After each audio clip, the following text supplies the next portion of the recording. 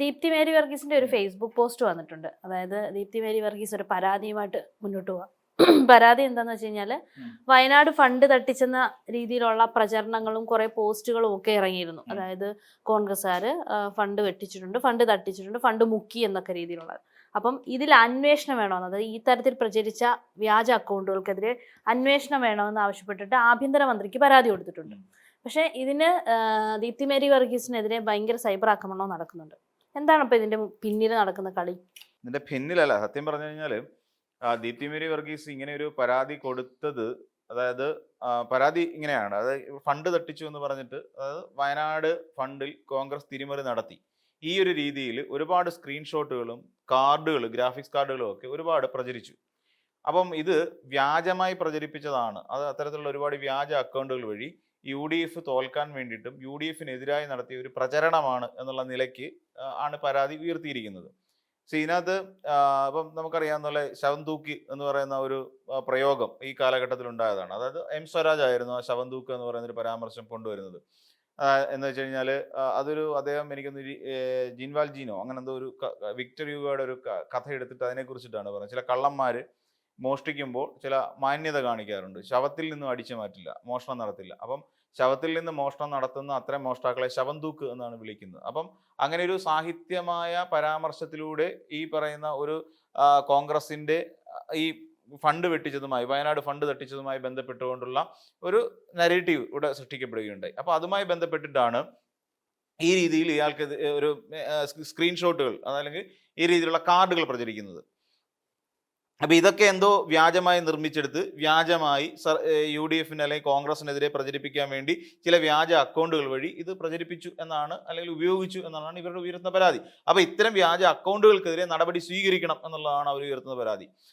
അത് അവരുടെ പരാതി എന്നുള്ള നിലയിൽ. അപ്പോൾ അവരെന്ത് ചെയ്തു, പുതിയ മുഖ്യമന്ത്രി ആഭ്യന്തര വകുപ്പ് മന്ത്രി വന്നു കഴിഞ്ഞപ്പോൾ രമേശ് ചെന്നിത്തലജിക്ക് അവർ ഓൾറെഡി ഇതുമായി ബന്ധപ്പെട്ടുകൊണ്ട് DGPക്ക് പരാതി കൊടുത്തിരുന്നു. അപ്പൊ DGPയുടെ പരാതി കൊടുത്തിരുന്നതുകൊണ്ട് ചെന്നിത്തലയാണല്ലോ ഇപ്പൊ അവരുടെ പാർട്ടി ഭരിക്കുകയല്ലേ. അപ്പൊ പാർട്ടി ഭരിക്കുന്ന സമയത്ത് ഇത് ദ്രുതഗതിയിലാക്കണം, വളരെ വേഗത്തിൽ അതാക്കണം എന്നാവശ്യപ്പെട്ടുകൊണ്ട് നേരെ രമേശ് ചെന്നിത്തലജിക്ക് പരാതി കൊടുത്തിരിക്കുകയാണ് ചെയ്യുന്നത്. ഇത് നമ്മൾ മനസ്സിലാക്കുമ്പോൾ ഉണ്ടാകുന്നൊരു പ്രധാനപ്പെട്ട പ്രശ്നം, ഇതൊരു സെൽഫ് ഗോളാണ്. ഇതും പറഞ്ഞുകൊണ്ടാണ് ഈ സോഷ്യൽ മീഡിയയിൽ ഇവർക്കെതിരെ ശക്തമായ, അതായത് ദീപ്തി മേരി വർഗീസിനെതിരെ ശക്തമായ ഒരു ആക്രമണം നടക്കുന്നുണ്ട്. അതിലേറെ ശ്രദ്ധിക്കപ്പെടേണ്ട ഒരു കാരണം എന്ന് വെച്ചാൽ ദീപ്തി മേരി വർഗീസിന് ഇത്തവണ സീറ്റ് കൊടുക്കാത്തത് കൊണ്ടുള്ള കോൺഗ്രസ് പാർട്ടിയോടുള്ള അമർഷം തീർക്കുന്നതിന് വേണ്ടി കണ്ടെത്തിയ ഒരു ഉപായമാണ് എന്ന തരത്തിലുള്ള ഒരു പരാമർശവും നടക്കുന്നുണ്ട്. ഒരു പകരം വീട്ടൽ. കാരണം എന്താണെന്ന് ചോദിച്ചാൽ ദീപ്തി മേരി വർഗീസിന് ഇത്തവണ സീറ്റ് നിശ്ചയിച്ചു. എന്നാൽ മുഹമ്മദ് ഷിയാസും ദീപ്തി മേരി വർഗീസോടാണ് ആ സീറ്റിന് വേണ്ടി, കൊച്ചി സീറ്റിന് വേണ്ടി കിടന്ന് മത്സരിച്ചത്. അപ്പം VD സതീശന്റെ അനുയായിയാണ് മുഹമ്മദ് ഷിയാസ്. അപ്പം മുഹമ്മദ് ഷിയാസിനെ അവിടെ നിർത്തിയേ പറ്റൂ എന്ന് പറയുന്നത് VD സതീശന് വാശിയായിരുന്നു. അതേസമയം KCയെ സംബന്ധിച്ചിടത്തോളം KCക്ക് ഈ ദീപ്തി മേരി വർഗീസിനെ മത്സരിപ്പിക്കണം. ഇവർ തമ്മിലുള്ള ഒരു ഭയങ്കര മത്സരമൊക്കെ നടന്നു. ഏറ്റവും ഒടുവിൽ ദീപ്തി മേരി വർഗീസ് പോസ്റ്ററൊക്കെ അടിച്ചു വെച്ചിരുന്നു. നമ്മളത് ചർച്ച ചെയ്തിട്ടുണ്ട്. ദീപ്തി മേരി വർഗീസും പോസ്റ്റർ അടിച്ചു വെച്ചു, മുഹമ്മദ് ഷിയാസും പോസ്റ്റർ അടിച്ചു വെച്ചു.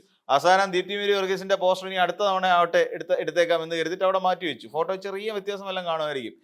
മുടിയൊക്കെ ചെറുതായിട്ട് ചിലപ്പോൾ നരച്ചെന്നിരിക്കും. പ്രായം കൂടുമല്ലേ, ഒരു 5 വർഷം കൂടെ കഴിയുമ്പോൾ അതിൻ്റെതായ മാറ്റം വന്നാൽ ഇപ്പോൾ AI ഒക്കെ ഉള്ളതുകൊണ്ട് വലിയ കുഴപ്പമില്ലാണ്ട് പോവാം. പിന്നെ തന്നെയല്ല, ഇത്തരം പോസ്റ്ററുകളിൽ എപ്പോഴും കുറച്ചുകൂടെ സൗമ്യഭാവവും ചിരിക്കുന്ന ഭാവവും അപ്പോൾ ഒക്കെ അങ്ങനെയൊക്കെയുള്ള കാര്യങ്ങളൊക്കെ ഉണ്ടല്ലോ. അതുകൊണ്ട് അത് അടുത്ത 5 വർഷം കഴിയുമ്പോൾ ഇത് യൂസ് ചെയ്യാം. ചിലപ്പം മണ്ഡലത്തിന്റെ പേര് മാറ്റേണ്ടി വരുമെന്ന് മാത്രം.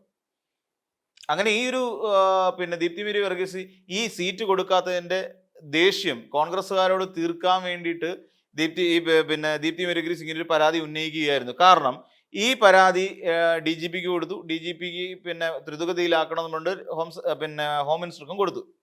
അതായത് രമേശ് ചെന്നിത്തലജിക്കും കൊടുത്തു. ഇനി എന്ത് ചെയ്യും, വളരെ വേഗത്തിൽ നടപടിയാവും. അപ്പൊ ഇതിന് വ്യാജമായ പ്രചരണം മാത്രമായിരുന്നു എന്ന് കണ്ടെത്തേണ്ടേ? അത് പോലീസിന്റെ ഉത്തരവാദിത്വമാണ്. ഇരിക്കും കൊമ്പ് മുറിക്കാന്ന് പറയാന്. അതായത് എങ്ങനെ അപ്പം എന്താണ്, ഇവിടെ കോൺഗ്രസ്സുകാർ ഫണ്ട് വെട്ടിച്ചോ എന്ന് അന്വേഷിക്കണം ആദ്യം. അതന്വേഷിച്ച് ഫണ്ട് വെട്ടിച്ചില്ല എങ്കിൽ മാത്രമേ ഇത് വാലിഡ് ആവുള്ളൂ. അതായത് ഫണ്ട് എന്ന് പറയുമ്പം അവരുടെ അക്കൗണ്ടിലേക്കായിട്ട് വന്നതും അതല്ലാതെ ക്യാഷായി വന്നതും ചെക്കുകളായി വന്നതും അടക്കമുള്ള പൈസ എത്രത്തോളം വന്നിട്ടുണ്ട് എന്നുള്ളതിന്റെ കണക്ക് ബോധിപ്പിക്കേണ്ടി വരും KPCCക്ക്. അപ്പോൾ അറിയാം ഈ പറയുന്ന 5,38,00,000 രൂപയാണോ യഥാർത്ഥത്തിൽ വന്നിട്ടുള്ളത് എന്നുള്ള കണക്ക് അപ്പം അന്വേഷണ ഉദ്യോഗസ്ഥർക്ക് മനസ്സിലാവും. പിന്നെ ഭരണം അവരുടെ കയ്യിൽ ഇരിക്കുന്നതുകൊണ്ട് വലിയ തട്ടുകേടുണ്ടാകാൻ സാധ്യതയില്ല. കാര്യം ഭരണം അവിടെ പിന്നെ ചെന്നിത്തലയുടെ കയ്യിൽ തന്നെയാണല്ലോ, ഭരണം സേഫ് ആയിട്ടിരിക്കുന്നത്. ഇനി ചെന്നിത്തലയ്ക്ക് സണ്ണി വക്കീലിനോട് എന്തെങ്കിലും വൈരാഗ്യം ഇതിനകത്ത് തോന്നിയാൽ മാത്രമേ അത് ഇംപ്ലിമെന്റ് നടക്കുകയുള്ളൂ. അതായത് ഇതിനകത്ത് നമുക്ക് ഒന്നും വിശ്വസിക്കാൻ പറ്റില്ല. കാര്യം ചെന്നിത്തല സ്വയം ഒരു മന്ത്രിയായി നിൽക്കുന്നു. സ്വയം ഒരു മന്ത്രി എന്ന് സ്വയം ഒരു ബ്ലോക്കാണ്. വി.ഡി. സതീശൻ സ്വയം ഒരു ബ്ലോക്കാണ്. എന്നാൽ അപ്പുറത്ത് സണ്ണി വക്കീലും കുറച്ച് പേരും അടങ്ങുന്ന വേറൊരു ബ്ലോക്ക് അപ്പുറത്തുണ്ട്. അതിനെ കൺട്രോൾ ചെയ്യുന്ന കെ.സി. വേണുഗോപാലാണ്. അപ്പോൾ ഈ സണ്ണി വക്കീലിനെയും വി.ഡി. സതീശനെയും കൂടെ കുരുക്കാൻ പറ്റിയ എന്തെങ്കിലും ഒരു ചരട് ഇതിനകത്ത് നിന്ന് കിട്ടാൻ പറ്റുമോ എന്നുള്ള കാര്യമായിരിക്കും ഒരുപക്ഷെ രമേശ് ചെന്നിത്തലജി നോക്കുന്നത്. അങ്ങനെ വരുമ്പോൾ ഈ അന്വേഷണം കാര്യമായി നടക്കുമെന്ന് നമുക്ക് വിശ്വസിക്കാം. ഇല്ലാന്നുണ്ടെങ്കിൽ കോൺഗ്രസ് എല്ലാവരോടും ഒറ്റക്കെട്ടാണെന്ന് വെച്ചു. ഈ അവരെപ്പോഴും പറയുന്നത് ഒറ്റക്കെട്ടായിട്ട് നിൽക്കുകയാണ്. സണ്ണി വക്കീലിന് പ്രശ്നമില്ല, രമേശ് ചെന്നിത്തലയ്ക്ക് പ്രശ്നമില്ല, നമ്മുടെ മുഖ്യമന്ത്രിക്കും പ്രശ്നമില്ല. ഇവർ 3 പേരും ഒരുമിച്ച് നിൽക്കുകയാണെങ്കിൽ ഈ കേസ് തന്നെ ഉഴപ്പിപ്പോവും. കാര്യം അന്വേഷണം നിൽക്കുന്നത് അങ്ങനെ ഫണ്ട് പിരിച്ചിട്ട് ആകെപ്പാട് 5,38,00,000 രൂപ വന്നുള്ളൂ എന്ന് പറയുന്നൊരു കണക്കിലേക്ക് കൊണ്ടങ്ങ് എത്തിച്ച് അത് കവറപ്പ് ചെയ്തു പോകും. എന്നിട്ട് വ്യാജ അക്കൗണ്ടുകൾക്കെതിരെ എന്തെങ്കിലും ഒരു നടപടി എടുത്തു എന്ന് പറഞ്ഞുകൊണ്ട് ഒരു നടപടിയിലേക്ക് പോയാൽ മതി, പ്രശ്നം കഴിയും. ഇവിടെ അങ്ങനല്ല. ഇത് പിന്നെ ഇതിൻ്റെ ഒരു നിജസ്ഥിതി അന്വേഷിക്കണം. അപ്പോൾ ഫണ്ട് വന്നിട്ടുണ്ടോ? അപ്പോൾ ഫണ്ട് വന്നിട്ടുണ്ടെങ്കിൽ എത്ര കോടി രൂപ എന്തിനൊക്കെ ചെലവഴിച്ചു, ഇന്നും തിരിച്ച് വരേണ്ടി വരും. പിന്നെ മുൻ കെ പി സി അധ്യക്ഷനായിരിക്കും സണ്ണി വക്കീൽ പേപ്പറിനകത്ത് നോട്ടീസിന്റെ പുറകെ എഴുതിക്കൊണ്ട് വന്നുള്ള കണക്കായിരിക്കത്തില്ല. ഇത് വളരെ ക്ലിയർ ആയിട്ട് കണക്കുകൾ വരും. കണക്കുകൾ വരികയും ഈ കണക്കുകൾ പൊതുജന സമക്ഷം എത്തുകയും ചെയ്യും. അപ്പോഴറിയാം വന്നത് 5 കോടിയാണോ 15 കോടിയാണോ 50 കോടിയാണോ അന്ന് അന്നേരം അറിയത്തുള്ളൂ. അപ്പോൾ ആ പൈസയൊക്കെ ഏത് വഴിക്ക് പോയി എന്നുള്ളതിന്റെ അന്വേഷണം പിന്നീട് വരും. എന്നിട്ട് ഇതിനകത്ത് വസ്തുത ഉണ്ടെങ്കിൽ അപ്പോൾ അത് വ്യാജ കാർഡ് അല്ലല്ലോ, അത് വസ്തുതാപരമായ കാർഡുകളാണല്ലോ പുറത്തിറക്കിയത്. അപ്പോൾ അവർക്കെതിരെ നടപടി എടുക്കാനും പറ്റില്ല.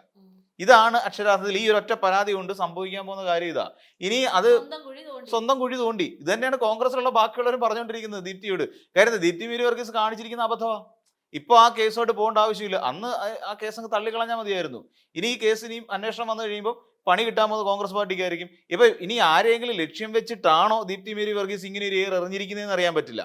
അതുകൊണ്ടാണ് ഇത് പിന്നെ ഇനി ഒന്നാമത് വി.ഡി. സതീശൻ എന്ന് പറയുന്ന ഒരാളും KPC അധ്യക്ഷനുമാണ് ഇതിന്റെ പ്രധാന കക്ഷികൾ. അതായത് KPCCയുടെ അധ്യക്ഷനും UDFന്റെ ചെയർമാനും. അപ്പൊ ഇവർ രണ്ടുപേരുമാണ് ഇന്നത്തെ പ്രധാന കക്ഷികളായിട്ട് വരുന്നത്. അപ്പൊ കൊടുക്കാൻ രണ്ടെണ്ണത്തിനും കൊടുക്കാം. ദീപ്തി മേരി വർഗീസിന് അവിടെ അവസരം നിഷേധിച്ചത് പിന്നെ വി.ഡി. സതീശനാണ് എന്നൊരു പേര് ദോഷവും അല്ലെങ്കിൽ അങ്ങനെ ഒരു ചിന്താഗതി ഇപ്പം ദീപ്തി മേരി വർഗീസിനുണ്ട്. അപ്പൊ അതോടുകൂടി കാര്യങ്ങൾ ഏതും സേഫായി. അപ്പം പുറത്തു നിന്നുള്ള ആൾക്കാരും ഈ പുറത്തു നിന്നുള്ള ശത്രുക്കളെ ഒന്നും അകത്ത് എടുക്കില്ല. ഇപ്പം പുറത്തു നിന്നുള്ള ശത്രുക്കൾ ആരും വേണ്ട. കാര്യം കോൺഗ്രസിനെ സംബന്ധിച്ചിടത്തോളം അകത്ത് തന്നെ ആവശ്യം പോലെ ശത്രുക്കളുണ്ട്. ഈ ശത്രുക്കളെ എല്ലാം കൊണ്ട് ഈ പറയുന്ന പോലെ ഓരോ പരാതി പിടിപ്പിച്ചാൽ തീരാവുന്നതുള്ള ഈ വിഷയങ്ങളല്ല.